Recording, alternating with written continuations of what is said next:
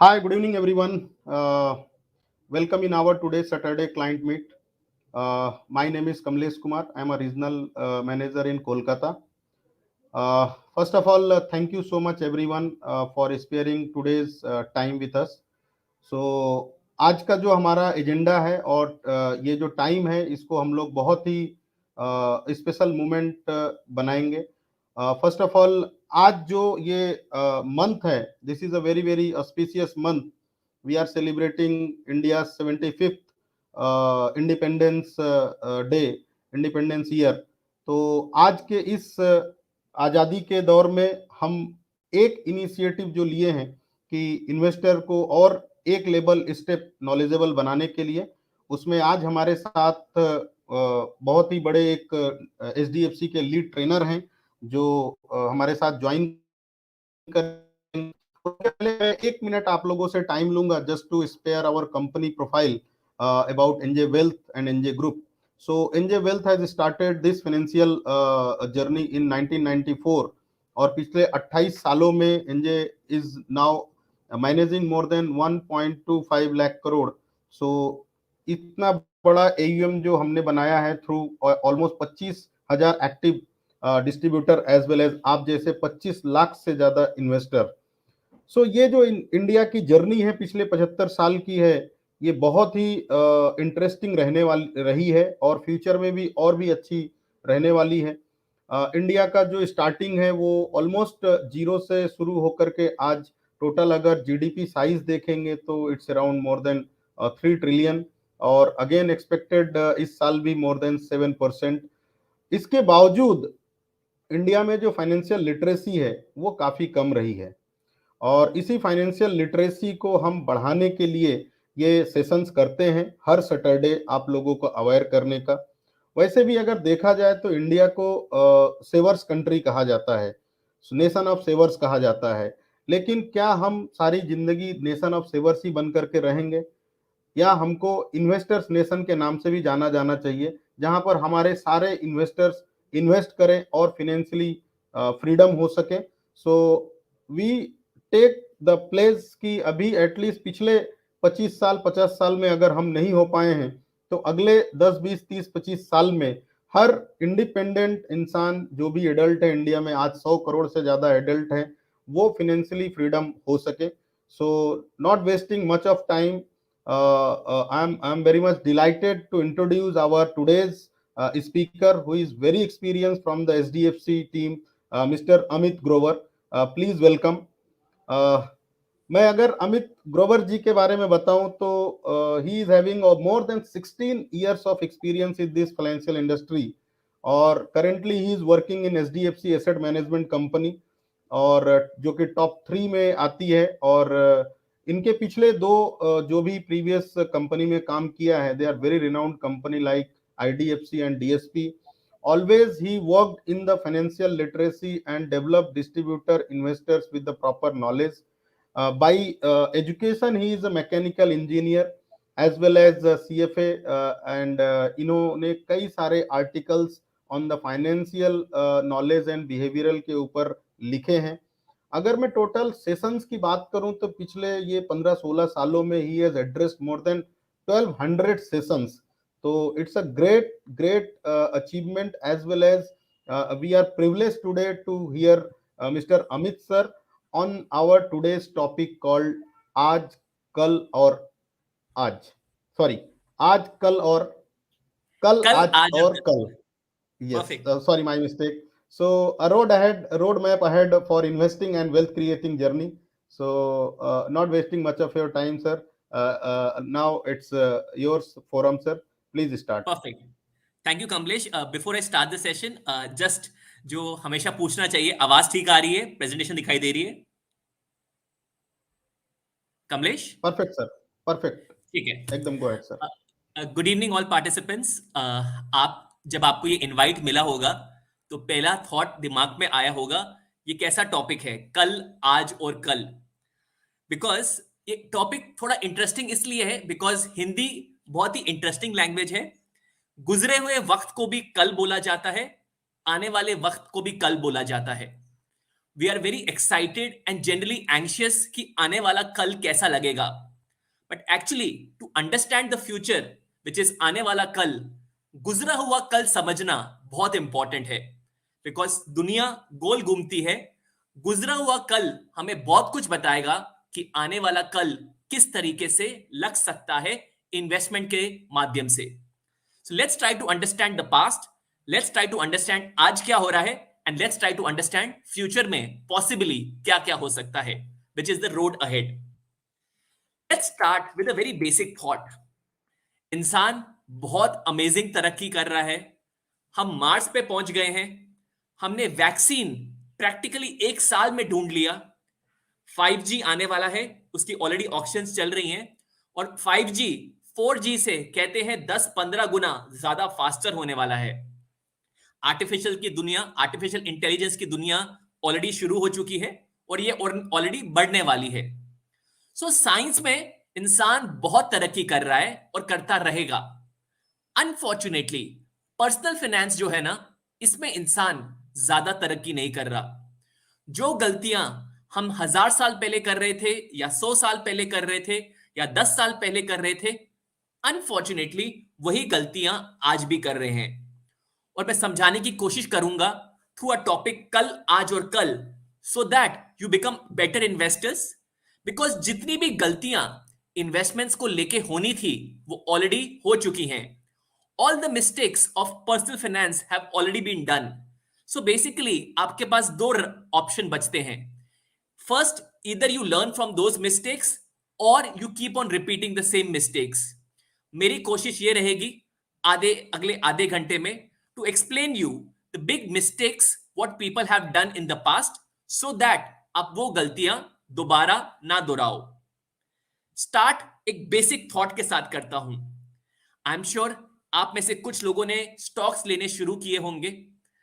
और जब भी आप कोई स्टॉक खरीदते हो, दिल में एक तमन्ना तो आती ही आती है. There is always a desire कि काश मेरा ये स्टॉक बहुत ज्यादा बढ़ जाए, 10 गुना बढ़ जाए, 20 गुना बढ़ जाए, 50 गुना बढ़ जाए या 100 गुना बढ़ जाए. द आइडिया इज जब हम सपने देखते हैं और when we dream, we don't think in probability. There is a fund, a very interesting fund which is called as HDFC flexi cap fund. इसका आज का NAV 1061 है. इस फंड को ऑलमोस्ट 27 साल हो गए हैं. इस फंड ने ऑब्वियसली जब 27 साल पहले शुरू हुआ होगा तो इसका NAV 10 पे होगा. आज इसका NAV 1000 क्रॉस कर चुका है. ये फंड ने इन 28 सालों में आपका पैसा 100 टाइम्स बढ़ा के दिया है. बट ये सुनने में बहुत अच्छा लगा, अरे ये फंड ने 100 टाइम्स पैसा बढ़ा के दिया. क्या सही में 100 इन्वेस्टर्स भी हैं जिन्होंने ये इतने अमेजिंग अच्छे रिटर्न्स एंजॉय किए? एंड द आंसर इज, हमें इतनी खुशी नहीं हो रही ये बात बताने के लिए कि इतने ज्यादा इन्वेस्टर्स नहीं हैं जिन्होंने इतने अमेजिंग रिटर्न्स बनाए. और क्यों नहीं बना पाए, वो कारण समझना बहुत इंपॉर्टेंट है. तो सबसे पहले शुरू करते हैं कल पे, which is looking at the past, गुजरा हुआ वक्त, पास्ट, कि इन 27-28 सालों में एक्चुअली हुआ क्या. जब ये फंड लॉन्च हुआ 1997 में, कुछ इंटरेस्टिंग चीज हुई. वर्ल्ड में पैनिक आ गया था. एक चीज थी जिसको बोलते हैं एशियन क्राइसिस, वो हो गए थे. एशियन क्राइसिस क्या होते हैं? ये बहुत सारी साउथ ईस्ट एशियन कंट्रीज थी, जैसे Vietnam, Thailand, south Korea, Philippines. ये कंट्री में बहुत ग्रोथ हो रही थी, बट सडनली इन कंट्रीज में ग्रोथ कम हो गई. इन कंट्रीज से पैसा निकलना शुरू हो गया. तो ऑब्वियसली इन कंट्रीज की जब स्टॉक मार्केट गिरी, वर्ल्ड वाइड पैनिक हो गया, तो हमारी मार्केट से भी पैसा निकलना थोड़ा बहुत शुरू हो गया. 1997 का वक्त थोड़ा खत्म हुआ, 1998 आया. Vajpayee government I in the centre. और जैसे वो गवर्नमेंट आई, उन्होंने कोई टेस्ट किया, एक न्यूक्लियर टेस्ट किया जिसको बोलते हैं पोखरान टेस्ट. जैसे वो हमने टेस्ट किया, जिस तरीके से आज रशिया पे या ईरान पे सैंक्शंस लगे थे, उसी तरीके से वेस्टर्न कंट्रीज ने, यूरोप ने, यूएस ने हमारे पे सैंक्शंस लगा दिए. बहुत ही एंशियस वक्त था, बहुत ही नर्वस वक्त था. ऐसा लग रहा था कि क्या होगा इन्वेस्टमेंट्स का. 1999 में कारगिल वॉर हो गई. सो ऑब्वियसली एक तरफ पाकिस्तान हमारे साथ वॉर कर रहा है, कारगिल में चैलेंज चल रही है, तो ऑब्वियसली हम सब घबराए हुए थे, हम सब एंग्शियस थे। 1999 का वक्त खत्म ही हो रहा था, एक नई चीज, एक नई दुविधा आ गई, what is called as Y2K। Y2K, just for everybody's information, all the computer programs, जितनी भी कोडिंग हुई थी कंप्यूटर प्रोग्राम्स में, इस तरीके से हुई थी कि that all the programming will be there only till the end of century. सबको लग रहा था कि सारे के सारे कंप्यूटर्स बंद पड़ जाएंगे, बिकॉज कोडिंग सिर्फ 2000 तक हुई थी। इमेजिन करो, आज के सोशल मीडिया के जमाने पे अगर ऐसा Y2K आ जाए, आई एम श्योर हम सब लोग बैंक की तरफ भागेंगे, म्यूचुअल फंड की तरफ भागेंगे, अपना पैसा निकालने की कोशिश करेंगे। बहुत डर था, बहुत एंजाइटी थी, बहुत लोग घबराए हुए थे। कुछ भी नहीं हुआ। 2000 का वक्त आया। 2000 में एक डॉट कॉम बबल हुआ यूएस में, जिसको टेक बबल भी बोलते हैं, आईटी बबल भी बोलते हैं, डॉट कॉम बबल भी बोलते हैं। पूरी वर्ल्ड बहुत ज्यादा एंशियस थी, बहुत ज्यादा नर्वस थी। 2001 में सितंबर 11 हुआ। ओके, उसके वजह से पूरी दुनिया ही चेंज हो गई। दुनिया में दोस्त, रिश्तेदार, कंट्रीज जो एक दूसरे के साथ क्लोज थी, सब कुछ, सारी इक्वेशन चेंज हो गई। 2002 में इंडिया में कुछ राइट्स हुए, गुजरात में गोधरा राइट्स। डर का माहौल था, सब लोग एंशियस थे कि देश का हो क्या रहा है, किस तरीके से हम इन्वेस्टमेंट करें। 2003 में यूएस ने इराक के ऊपर वॉर कर दी, और वो वॉर के साथ पूरा वर्ल्ड घबराया हुआ था कि अब तेल के दाम को क्या होगा, पूरे कंट्री में, पूरे विश्व में लड़ाई शुरू ना हो जाए, यूएस इराक पे अटैक कर रहा है। बहुत नर्वस और बहुत ही एंशियस मोमेंट था। 2004 में वाजपेयी गवर्नमेंट के 5 साल पूरे हुए। सबको लग रहा था कि ये 5 साल Vajpayee, that the next 5 years even BJP government will possibly win. Unfortunately, the Vajpayee government or the BJP government lost by just one vote. एक सीट से एक्चुअली हार गई, और मार्केट पैनिक कर गई। सब लोग एंशियस थे, बिकॉज सबको वो पुराना वक्त याद आ गया जब थर्ड फ्रंट हुआ करती थी, वीपी सिंह, IK गुजराल, देवी गौड़ा। सबको लगा पता नहीं अब कौन सी गवर्नमेंट आ जाएगी, बिकॉज नोबडी न्यू, और ऑपोजिशन में भी कोई स्ट्रॉन्ग कैंडिडेट लग नहीं रहा था। The markets were extremely anxious. 2004 का वक्त कैसे भी खत्म हुआ, 2005 आया। 2006 में महंगाई, इन्फ्लेशन हमारी कंट्री में बहुत बढ़ गई थी, ऑयल के प्राइसेस भी बहुत बढ़ रहे थे, और इस समय 2004, 5, 6, 7 में फेड, विच इज यूएस की जो सेंट्रल बैंक कहते हैं जिसको फेड, वो अपने इंटरेस्ट रेट्स बढ़ा रहा था। और वो इस तरीके से बढ़ा रहा था, उसने 17 बार इंटरेस्ट रेट बढ़ाए। 2003 से लेके 2008 के टाइम पे 17 बार इंटरेस्ट रेट्स बढ़ाए। सो ऑब्वियसली बहुत एंजाइटी थी उस वक्त। और 2006 में कुछ इंटरेस्टिंग हुआ, बहुत सारा पैसा FIIs का इंडिया में आ रहा था। इंडियन गवर्नमेंट ने कहा कि जो पैसा FIIs का वही अलाउड है जो रेगुलेटेड FII है, जो रजिस्टर्ड FIIs हैं उन्हीं का पैसा आ सकता है, जो बाकी अनरजिस्टर्ड FIIs हैं उनका पैसा हमारी कंट्री में नहीं आना चाहिए। तो वो घबरा के बहुत सारा पैसा FIIs का इंडिया से निकलना शुरू हो गया।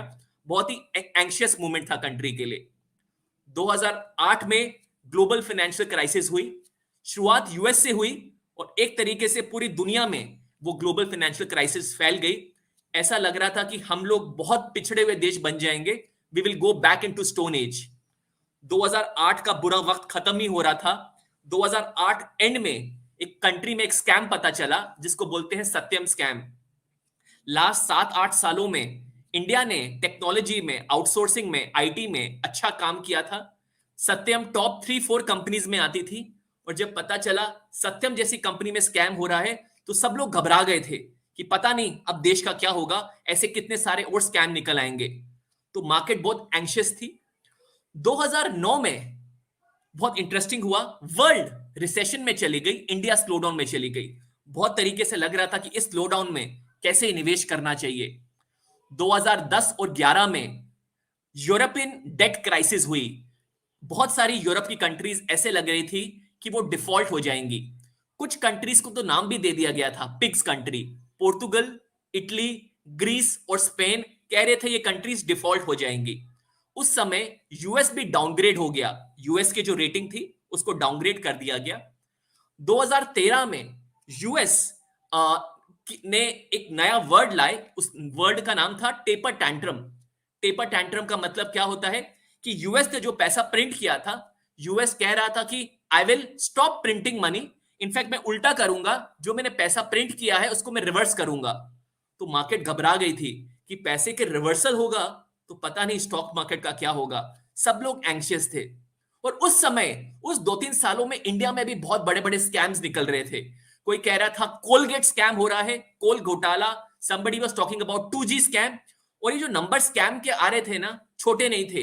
5 लाख करोड़, 6 लाख करोड़, बोलने में क्या जाता है, बड़े बड़े अमाउंट्स आ रहे थे। कॉमनवेल्थ स्कैम, तो बहुत बड़े बड़े स्कैम आ रहे थे। It was very anxious movement predominantly for the country. 2014 में थोड़ा बहुत ऑप्टिमिज्म आया, optimism that a new government might possibly come in, but it was very short lived. 2016 में और 2015 में Raghuram Rajan was the RBI governor, और रघुराम राजन ने कहा सब बैंकों को कि जितने भी आपके पास नॉन परफॉर्मिंग एसेट्स हैं उनको दिखाना शुरू कर दो। आप छुपा रहे हो नॉन परफॉर्मिंग एसेट्स, उनको डिक्लेयर करना शुरू कर दो। अब जब भी अखबार उठाओगे, whenever you pick up the newspaper, all you will hear कि कोई ना कोई बैंक का बड़ा घोटाला या बड़ा नॉन परफॉर्मिंग एसेट्स आ रहे हैं। भले जितने भी पीएसयू बैंक्स हैं, प्राइवेट बैंक्स हैं, मैं कोई बैंक का नाम लेना नहीं चाहूंगा, बट सारे बैंकों के नॉन परफॉर्मिंग एसेट्स के बारे में पता चल रहा था। And you would always feel कि क्या हो रहा है देश में, सिर्फ नॉन परफॉर्मिंग एसेट्स ही हो रहे हैं। हो क्या रहा है, सही में बिजनेस हो भी रहा है कि नहीं हो रहा।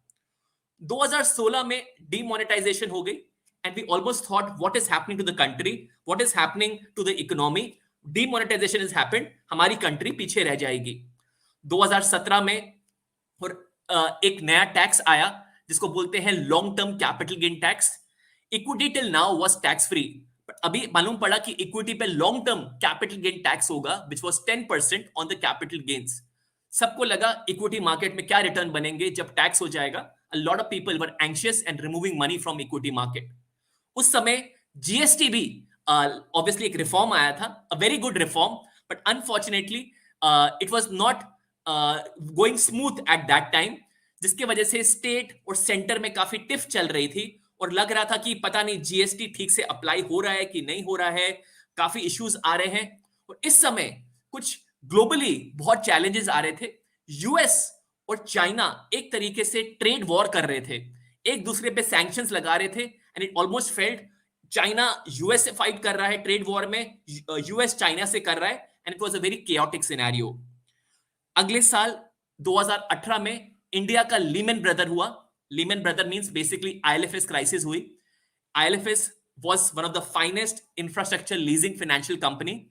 अनफॉर्चुनेटली क्या हुआ, पता चला थोड़ा सा प्रॉब्लम है, there is some kind of fraud, plus उनके डिफॉल्ट्स बहुत बड़े हो रहे थे और सबको लग रहा था कि कंट्री की सबसे बड़ी इंफ्रास्ट्रक्चर फाइनेंशियल कंपनी अगर यही बंद हो रही है तो देश का क्या होगा। 2019 में एनबीएफसी क्राइसिस हुई, दीवान हाउसिंग फाइनेंस और बहुत सारी एनबीएफसीज प्रैक्टिकली बंद हो गई। लगा कि ये सब एनबीएफसीज बंद हो जाएगी, देश का क्या होगा। 2020 में लगा सब कुछ दुनिया अब ठीक लगेगी, अनफॉर्चुनेटली कोविड हो गया जिसके वजह से पूरी दुनिया थम सी गई। 2020 थोड़ा खत्म ही हो रहा था।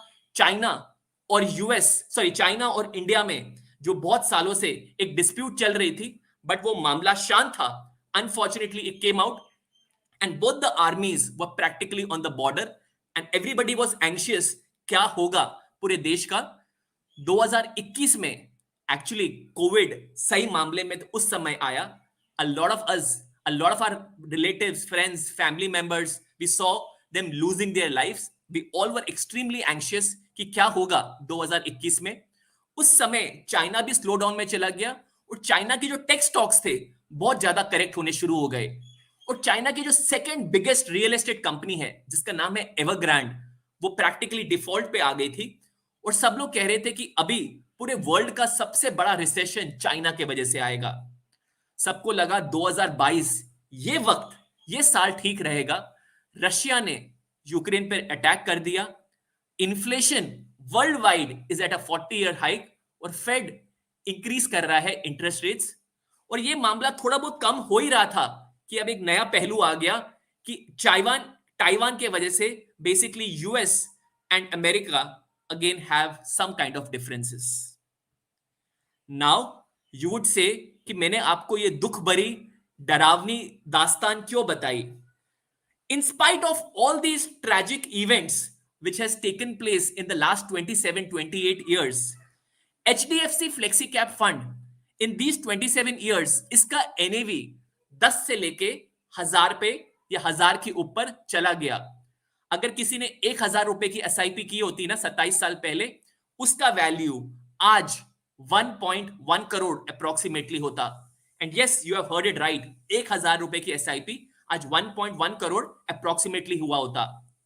Past performance is not a guarantee of future returns, but गुजरा हुआ कल आपको कुछ इंटरेस्टिंग बातें बताता है. दुनिया, the world was uncertain, is uncertain and will always be uncertain. दुनिया में 200 से ज्यादा कंट्रीज हैं, 800 करोड़ से ज्यादा लोग हैं. कहीं ना कुछ हो ही रहा है. I was reading a very interesting research report. It says that the 90% news which come in newspapers is actually negative. Good news is actually no news.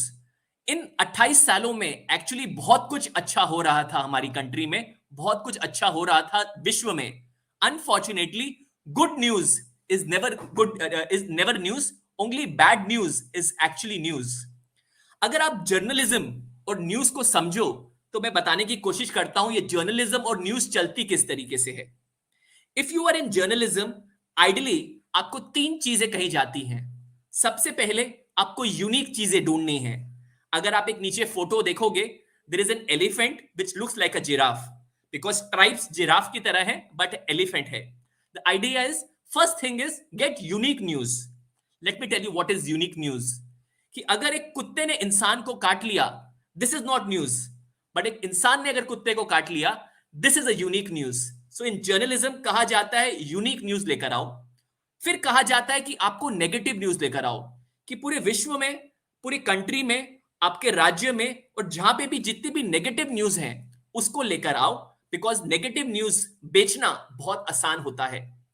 और तीसरी चीज, if there is no negative news, make some imaginary negative news. If you are watching media for the last 20 years, one thing what you will realize कि that the end of the world story has always been there. 2006 में भी कह रहे थे कि दुनिया खत्म हो जाएगी, 2007 में भी, 2008 में भी, 2012 में this news was so popular of end of the world कि that somebody made a movie actually 2012 which talked about the end of the world. The problem is human beings by nature are very anxious. Unfortunately, the media adds fuel to fire. क्या होता है जब हम इतनी सारी negative news 24 घंटे सुनते हैं, our brain is not designed to absorb so much negative news which is happening across the world, and that's why we are never able to look at the long term picture. A very interesting book, it's called Factfulness. Factfulness ये किताब ये बताती है कि दुनिया actually कितनी अच्छी हो रही है, हमारी लाइफ्स कितनी इंप्रूव हो रही हैं over a period of time. But the problem is we always feel कि लाइफ में कुछ इंप्रूवमेंट हो ही नहीं रहा है. जब भी आपको कोई चीज अच्छी बताओ तो लगता है कि कोई आपको बेचने आ रहा है. If I tell you that everything is happening in the world is good, it might feel as if I am a sales person, मैं आपको कुछ बेचना चाहता हूं.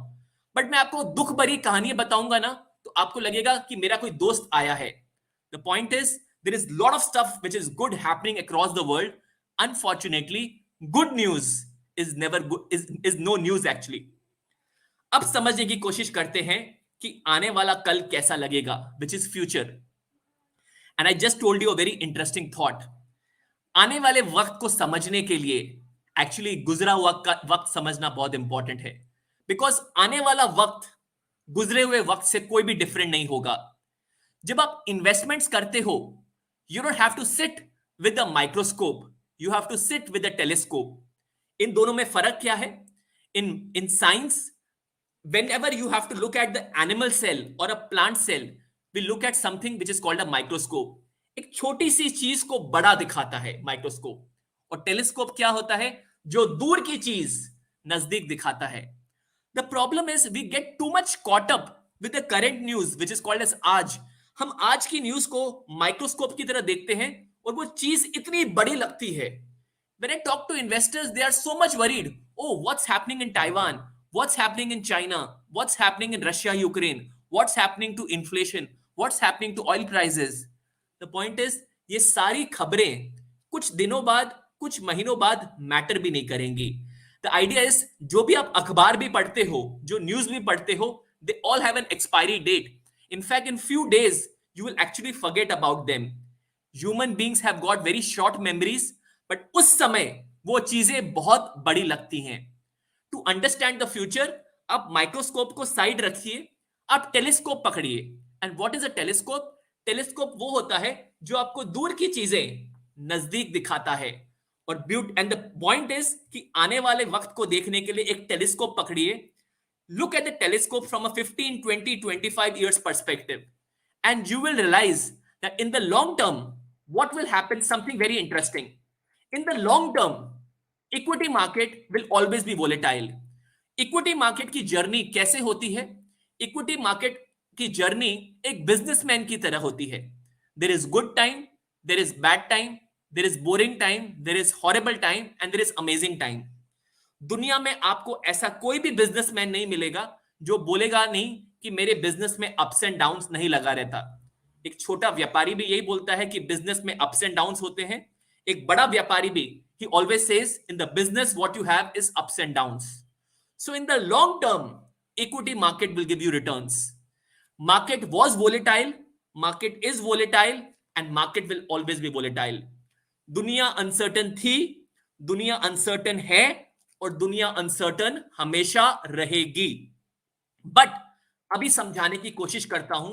आपका एक क्वेश्चन आ सकता है कि अगर इंसान इतना इंटेलिजेंट है, then why can't it make predictions कि होने क्या वाला है. जैसे काफी लोग पूछते हैं कि 2022 में क्या होने वाला है, इंसान बता क्यों नहीं सकता. And let's try to understand why it's so difficult for a human being to predict what will happen to the market from a short term perspective. The beauty of weather, in weather you can do short term forecasting. मैं कुछ दिन पहले रांची में था and हमारा session शाम को था. And the good part is कि बारिश हो गई एंड आई वाज वरीड कि अगर शाम के वक्त में इतनी बारिश हो रही है, will we have actually people listening for the session? But there was my colleague who told me that the weather forecast says कि by 6:45 बारिश खत्म हो जाएगी, बारिश बंद हो जाएगी और उसके बाद मौसम ठीक हो जाएगा. The beauty is actually 6:45 बारिश खत्म हो गई and everything was normal and a lot of people actually came for the session. In weather forecasting, short term forecasts are exceedingly precise. Short term forecast like आज क्या होने वाला है, कल क्या होने वाला है, अगले हफ्ते तक क्या होने वाला है, weather forecasting बहुत precise हो सकती है.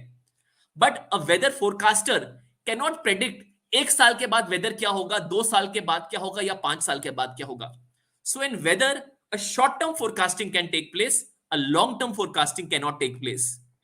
But in investments, I can forecast कि 20 साल बाद या 15 साल बाद रिटर्न्स कैसे बन सकते हैं. I cannot predict 1 साल के बाद, 1 महीने के बाद, 3 महीने के बाद, 6 महीने के बाद किस तरीके से आइडली मार्केट बिहेव करेगी. बिकॉज पूरी दुनिया इंटरलिंक्ड है.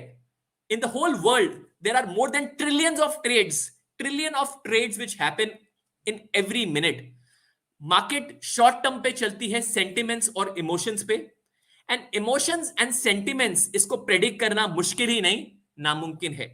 So it's always said that rather than worrying कि मार्केट में 1 महीने बाद क्या होगा या 1 साल के बाद क्या होगा, आपका प्रेडिक्शन ये होना चाहिए मार्केट में 10 साल बाद क्या होगा, 15 साल के बाद क्या होगा. Because that's where you will create wealth from a long term perspective. मैं आपको लॉन्ग टर्म प्रेडिक्शन ही बता सकता हूं. मार्केट में उतार चढ़ाव हमेशा लगा रहेगा बिकॉज गुजरा हुआ वक्त यह बताता है कि मार्केट में हमेशा उतार चढ़ाव था, तो आने वाले वक्त में भी उतार चढ़ाव रहेगा. मार्केट ने लॉन्ग टर्म रिटर्न्स दिए हैं. आने वाले 10, 15, 20 सालों में भी आपके लॉन्ग टर्म रिटर्न्स बहुत बेहतरीन बनेंगे. मार्केट्स दुनिया अनसर्टन थी लास्ट 20 सालों में, आने वाले वक्तों में भी दुनिया अनसर्टन रहेगी. बट आने वाला वक्त बहुत ज्यादा अनसर्टन होगा. और मैं ऐसे क्यों बोल रहा हूं? Let's try to understand this. The idea is, if you look at the world, specially if you look at India, पहले सिर्फ एक ही न्यूज चैनल होता था जिसका नाम है दूरदर्शन, और वो भी आपको सिर्फ 20 मिनट की खबरें सुनाता था, और इस तरीके से सुनाता था कि उसमें इमोशंस, ड्रामा और मेलोड्रामा कभी नहीं होता था. Today as we speak, there are more than 500 news channels across the country, and these news channels are actually competing with each other secondly, they are also competing with Netflix, Amazon prime, Hotstar, because आप news बंद करके ideally आप Netflix पे एक movie देख सकते हो, आप थिएटर में एक मूवी देख सकते हो, इधर you can watch the Commonwealth Games match which is happening, या आप आईपीएल दे सकते हो, और you can spend time with your family. But the news channel doesn't wants you to get up. वो चाहते हैं कि आप 24 घंटे न्यूज सुनो. और न्यूज बेचने का एक ही तरीका है, डर बेचना. Because human beings actually are addicted to fear. तो वो कोशिश करते हैं, डर का डोज बढ़ाते रहते हैं. And that's why I am saying the world was uncertain, but it will be more uncertain, because unfortunately when we listen to all this news and all this information, we will be perpetually anxious. और investments में return बनाने के लिए actually आपको information या knowledge नहीं चाहिए, आपको चाहिए फेथ. फेथ क्या होता है? What is equity? Equity means investing into businesses.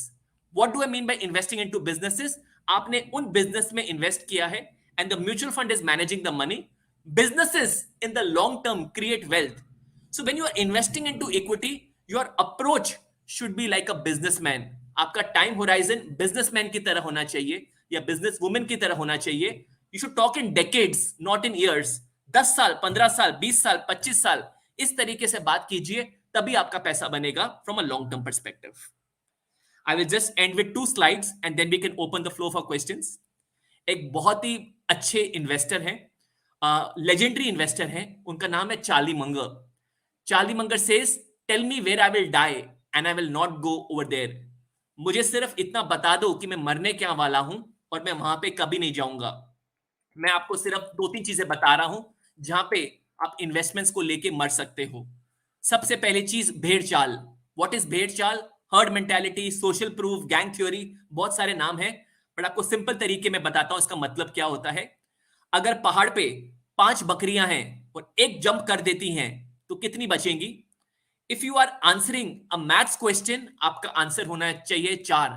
But if you are answering a psychological question, your answer should be 0, because एक जंप करेगी तो बाकी 4 भी करती हैं. एंड वी थिंक ये सिर्फ बकरियों के साथ होता है, ये इंसानों के साथ भी होता है.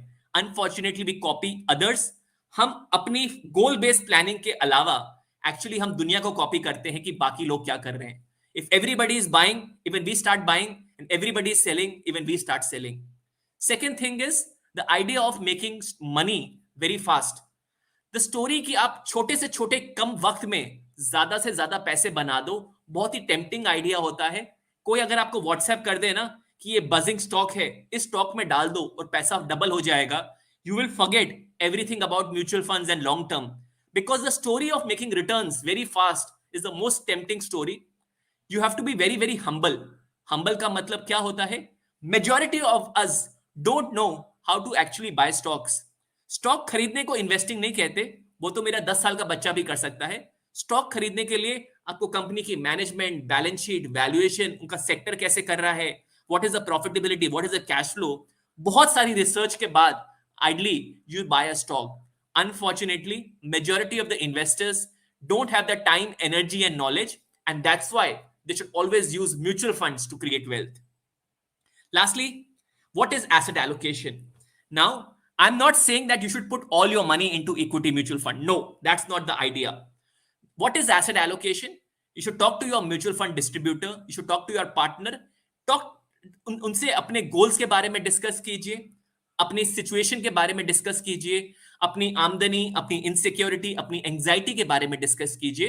And based on your goals, based on your risk profile, a distributor or a partner will actually do a right asset allocation for yourself. मैं आपको अपनी asset allocation बताता हूं. I have done more than 1200 sessions, but I know that market is volatile and will always be volatile.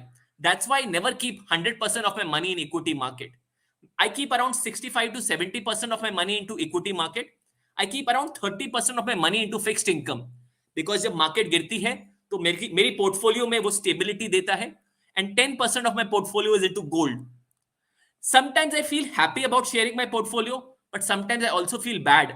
क्यों मैं bad बोलता हूं? Because when I tell you about my asset allocation, people start copying it. आपको copy नहीं करना, because you don't know anything about me.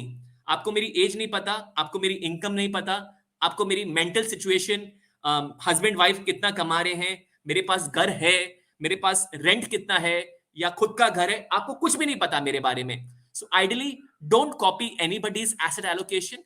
Talk to your mutual fund distributor, talk about your goals, your risk appetite, and design your unique asset allocation. Lastly, investment is not entertainment. इसको entertainment की तरह मत treat कीजिए. Treat investments like how you treat any other asset class. अभी soon Diwali आने वाली है. In Diwali, we get silver, we get gold, and we also get sometimes real estate papers, और हम उसकी पूजा करते हैं. Till the time we don't start treating mutual funds and SIPs and mutual fund statements like actually wealth, we will never be able to respect it. And I'm not just saying Diwali. आप जिसी भी धर्म को believe करते हो, जिसी भी cast को हो, जिसको भी बिलीव करते हो, worship it and keep it from a long term perspective. Money, stocks are not entertainment. Mutual fund is not entertainment. It is for long term wealth creation. It will help you achieve your retirement. It will help you achieve your children's higher education. It will help you have an amazing life in the future. So please don't treat it like entertainment. Treat it like how you treat other asset classes. Lastly, about HDFC Mutual Fund, we are among the top 3 mutual funds in the entire country. In the last 25-30 years, we have done a phenomenal job and we are very happy and we are very proud about it. और हमें बहुत अच्छा लगता है कि आप जैसे हजारों लाखों करोड़ों इन्वेस्टर्स कंट्री के अपना हार्ड अर्न मनी हमारे साथ ट्रस्ट करते हैं.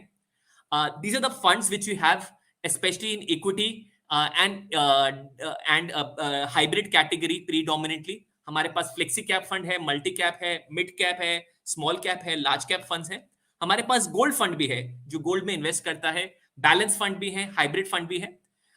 If you look at our performance from the last 1 to 3 years perspective, short term performance भी अच्छा कर रही है. और अगर आप HDFC के फंड्स की लॉन्ग टर्म परफॉर्मेंस देखोगे, लॉन्ग टर्म परफॉर्मेंस भी हमारे फंड्स की बहुत अच्छी है. So basically with this I will end the session and Kamlesh, I'm happy to answer any questions which जो हमारे clients जो हमसे जुड़े हुए हैं, I'm happy to answer their questions. Thank you. First of all sir, thank you so much. आपने पिछले 35 minute में ऑलमोस्ट इंडिया के 35-40 साल की हिस्ट्री दिखा दी. और ये 35-40 साल की हिस्ट्री में एक चीज तो प्रूवन है कि सर ग्रोथ इज परमानेंट. सो जो ग्रोथ स्टोरी आपने दिखाई है, इंडिया ग्रोथ स्टोरी दिखाई है, सो वो उसका कल जो है वो आज भी है और शायद वो कल भी रहेगा. वो प्रूवन है और वो बेटर मैनर में रहेगा. और ये डेटा भी कई हद तक अपने को प्रूफ करता है कि आज India is a developing country, but उसके बावजूद we have almost 3 trillion and expected growth is more than 7%. वो बहुत ही बड़ी चीज है. और रही बात फाइनेंशियल अवेयरनेस और लिटरेसी की, तो ऑफ कोर्स उसमें हम एक कदम आगे बढ़ाए हैं. एज अ इन्वेस्टर आपको एक कदम और आगे बढ़ाना पड़ेगा. तो आज जिन्होंने यहाँ पर आए हैं, तहे दिल से on behalf of NJ wealth and HDFC MC मैं उनका धन्यवाद करता हूं कि आप लोगों ने टाइम निकाल करके आए हैं. कई सारे इन्वेस्टर्स ने आपको sir excellent, thank you for this session, mind blowing session, we have to be basic, back to basic आपने हिस्ट्री क्रिएट की. तो बहुत सारे सर थैंक यू मैसेजेस आपके लिए हैं. और कुछ क्रिटिकल क्वेश्चंस जो बेसिक क्वेश्चंस है सर, अभी भी कई सारे इन्वेस्टर्स हैं, might be they are also investor, तो उनको ये बोल रहे हैं कि ये तो अराउंड हमको पता है, बट आप हमको बताइए कि how to control the emotion and greed to trade. मतलब ट्रेडिंग से बचने के लिए हम चाहते हैं SIP करना, हम चाहते हैं वेल्थ क्रिएट करना, तो ये इमोशन और ग्रीड को कैसे कंट्रोल में करें, उसके लिए इज देयर एनी थिंग आप सर बता सकते हैं? There is absolutely a technique, और मैं आपको एक टेक्निक शेयर करूंगा. एंड थैंक्स जिसने भी क्वेश्चन पूछा है कि आपने फर्स्ट एक्नॉलेज किया कि that we are human beings, we are emotional. इसमें खेल नॉलेज का नहीं है, इसमें खेल इमोशंस का है. और प्रॉब्लम कहां होती है, लेट्स समझते हैं. ये बेसिकली अकबर बीरबल की स्टोरी है. और अकबर बीरबल से पूछते हैं कि इंसान की प्रॉब्लम क्या है. और Birbal being witty, he gives a very interesting answer. He says कि इंसान की प्रॉब्लम ये है कि अच्छे वक्त में भूल जाता है कि बुरा वक्त भी आएगा, और बुरे वक्त में भूल जाता है कि अच्छा वक्त भी आएगा. Now how do you manage this emotion? Okay, ये तो प्रॉब्लम है, इसका सोल्यूशन क्या है? सबसे बड़ा सोल्यूशन यही है कि आप अपनी संगति कैसे रखते हो। I am sure a lot of our clients, उनके बच्चे हैं, दे हैव चिल्ड्रन, और हम बच्चों से सिर्फ एक ही क्वेश्चन पूछते हैं जब स्कूल से आते हैं कि आपके दोस्त कौन से हैं, आपकी संगति कौन सी है। बिकॉज सबसे बड़ा असर इंसान पे वो पड़ता है कि आपकी संगति कौन सी है। My question is, I can just give you my personal example. मैं उन लोगों से दोस्ती नहीं करता जो क्रिप्टो करेंसी की बात करते हैं, जो स्टॉक टिप्स की बात करते हैं, जिनका लाइफस्टाइल मुझसे बहुत ज्यादा है। मैं उनसे दोस्ती नहीं रखता। क्यों नहीं रखता, मैं आपको समझाने की कोशिश करता हूं। उनसे दोस्ती रखूंगा तो अनफॉर्चुनेटली वो मुझे बताएंगे कि वो कौन से फॉरेन ट्रिप में गए। मैं कॉम्पीट नहीं कर पाऊंगा, अनफॉर्चुनेटली मैं भी खर्चा करना शुरू कर दूंगा। वो बात करेंगे कि क्रिप्टो करेंसी में कैसे पैसा डबल हो गया, उनकी बातें सुन के मैं भी इन्फ्लुएंस हो जाऊंगा। वो बात करेंगे कि उन्होंने कोई स्टॉक टिप लेके या फ्यूचर्स एंड ऑप्शन में कैसे फटाफट पैसा बनाया, वो सुन के मैं भी उनकी टेम्पटेशन में पड़ सकता हूं। The idea is very simple कि आपको अगर पता है कोयले की खान में आइडियली आप जाओगे और आपकी व्हाइट शर्ट खराब ही हो जाएगी, so try to stay away from such people. Try to keep investment as simple and as boring as possible. अगर आपको इन्वेस्टमेंट से एंटरटेनमेंट आ रहा है, शायद आप कुछ गलत कर रहे हो। Keep it as boring as possible. Keep worship money, worship investments. जैसे मैंने आपको एग्जांपल दिखाया, जैसे आपकी दिवाली पूजा होगी, आइडिया इज गोल्ड को हम कभी क्यों नहीं बेचते? बिकॉज हम उसकी पूजा करते हैं and we say that this is wealth in true sense and will not sell it. My simple logic is, can't we keep mutual funds over there कि एसआईपीस की भी हम पूजा करते हैं। Even SIPs I keep it for 15 20 25 years, इससे मेरी wealth create होगी। जब तक हम इसमें से एंटरटेनमेंट ढूंढेंगे ना, तब तक प्रॉब्लम आएगी। Investment is not a game of knowledge, it's not a game of information.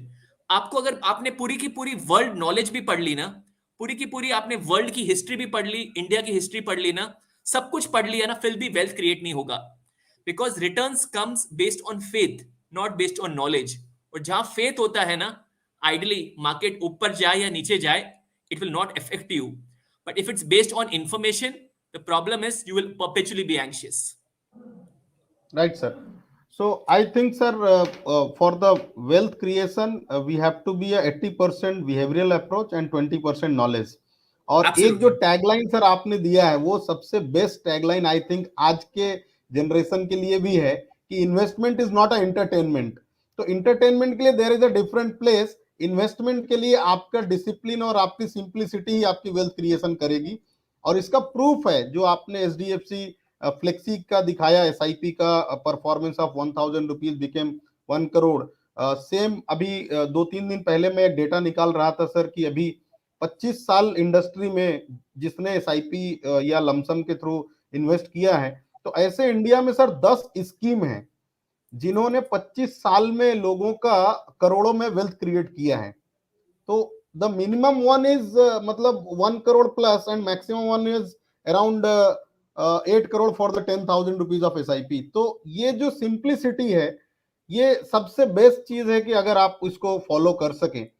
कुछ इन्वेस्टर शायद सर थोड़ा सा एज भी है, वो पूछ रहे हैं कि आप मैक्सिमम बात जो कर रहे हैं वेल्थ क्रिएशन का वो थ्रू एसआईपी कर रहे हैं, so can it be possible through lump sum? Because might be I don't have much time to earn, but I have a lump sum money in different other asset class.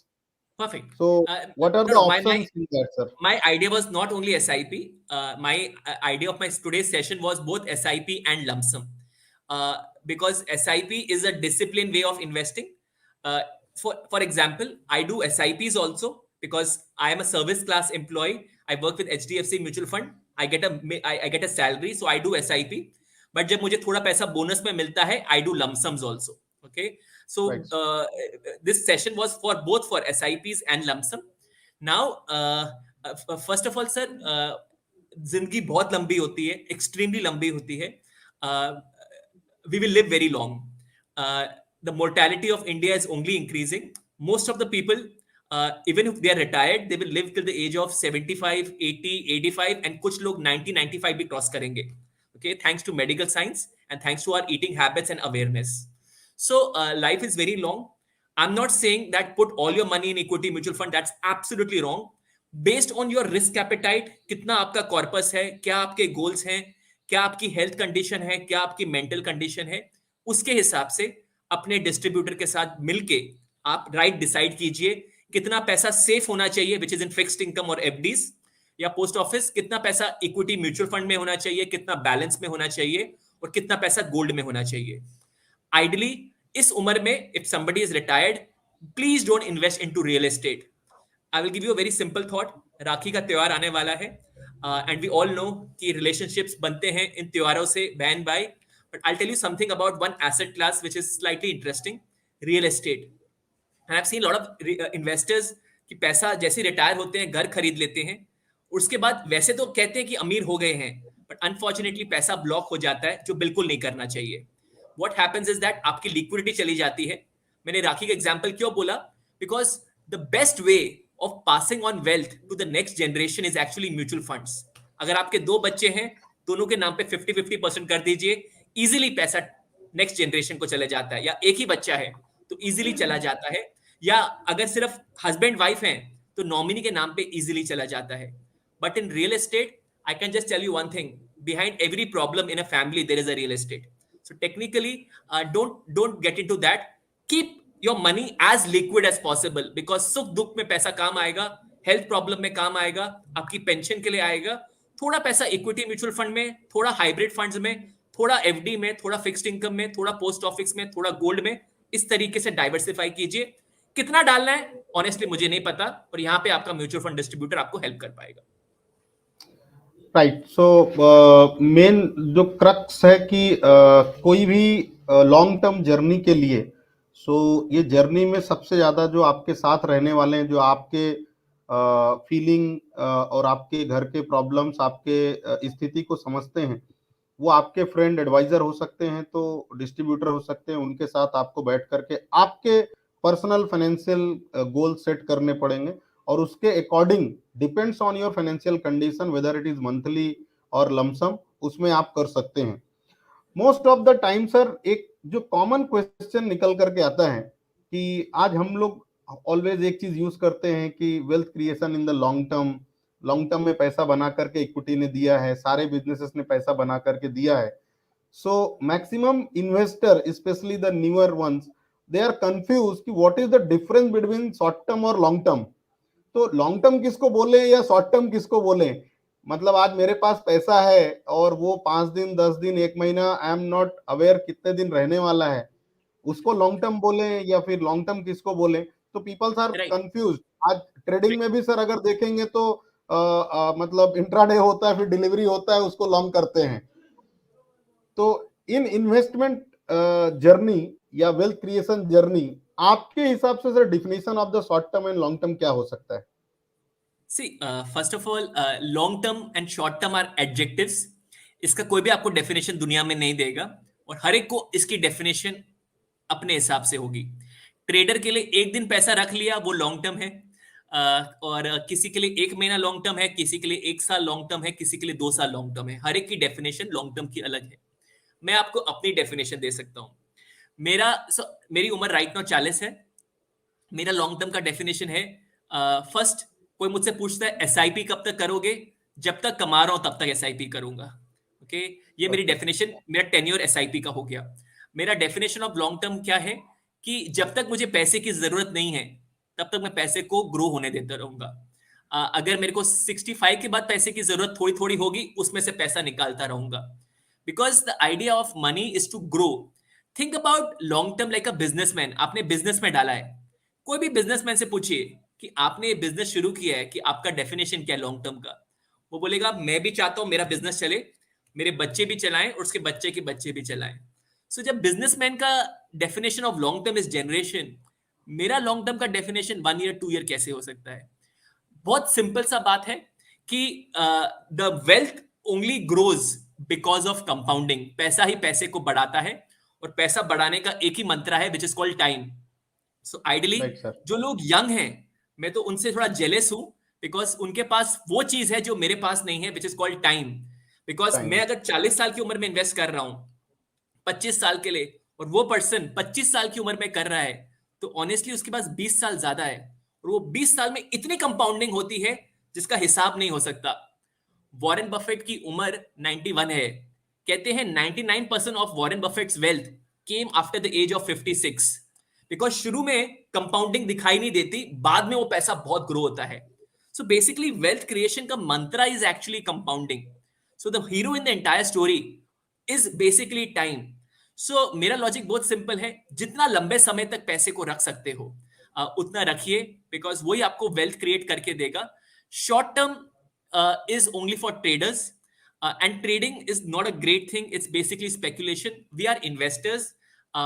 मैं कहूंगा minimum आपका time horizon minimum 7 साल होना चाहिए, maximum infinite होना चाहिए.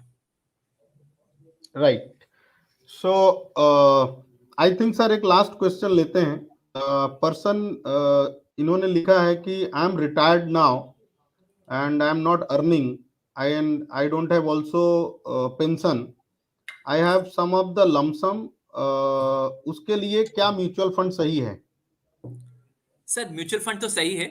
आपको आपको बेसिकली सर क्या है कि इस चीज पे दो चीज इंपॉर्टेंट है.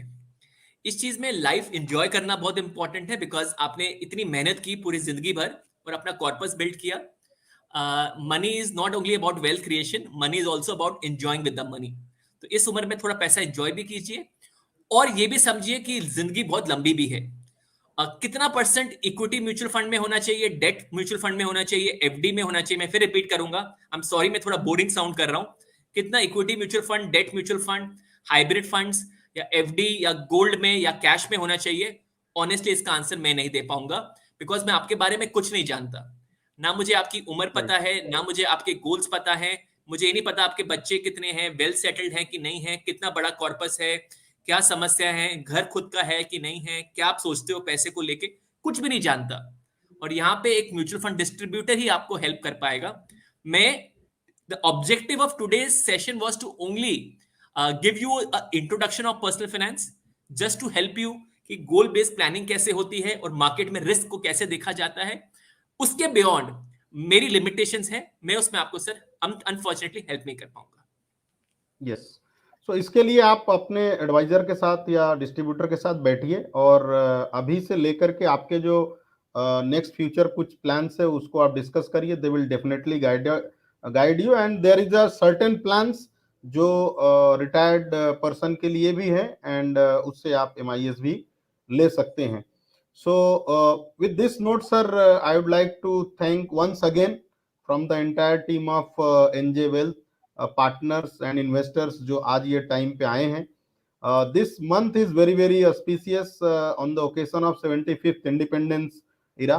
तो पिछले हम लोग 25-30 साल में जिन्होंने वेल्थ नहीं क्रिएट कर पाए हैं, सो अपने पास तो टाइम मशीन है नहीं कि we can go back and invest in HDFC flexi cap, but यहाँ से एटलीस्ट वो प्लेस ले सकते हैं कि अभी से हम उसमें इन्वेस्ट करके जब इंडिया की सेंचुरी इंडिपेंडेंस हो और हमारे 25वें वेल्थ क्रिएशन की जर्नी हो, तो वहां पर हम वेल्थ क्रिएट कर सकें.